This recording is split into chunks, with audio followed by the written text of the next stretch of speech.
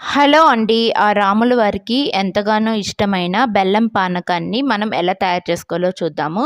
ముందుగా ఒక బౌల్‌లోకి 2 గ్లాసులు వాటర్ అయితే తీసుకోవాలండి. తీసుకున్న తర్వాత ఒక కప్పు బెల్లం వేసుకొని, బెల్లం కరిగేంత వరకు కలుపుకోవాలి. కలుపుకున్న తర్వాత కొద్దిగా యాలకుల పొడి వేసుకొని కలిపేసుకుంటే ఎంతగానో రుచికరమైన బెల్లం పానకం అనేది రెడీ అయిపోతుందండి. మా ఆంధ్ర సైడ్ వచ్చేసి ఇలాగే చేస్తారండి. నేను టెంపుల్స్‌లో కూడా ఇలాగ చేయడం చూశాననమాట. చూసి అప్పటి నేర్చుకున్నానండి. పెళ్ళికి ముందే నాకు చేయడం వచ్చు.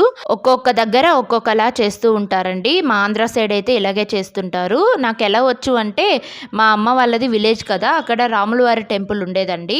అక్కడ ఎవరిదైనా ఉపయం గానీ, లేకపోతే పూజలు జరిగేటప్పుడు గుడిలోనే పానకాన్ని తయారు చేసేవాళ్ళండి. అప్పుడు చూసి నేర్చుకున్నాను. బిందెలోకి వాటర్ తీసుకుంటారు. తీసుకున్న తర్వాత ఆ నీళ్ళకి తగినట్టు బెల్లాన్ని వేసి కలిపేసిన తర్వాత యాలకుల పొడి వేసి కలిపేసి పూజ అయిన తర్వాత అందరికి ఇచ్చేవాళ్ళు. వీడియో నచ్చితే లైక్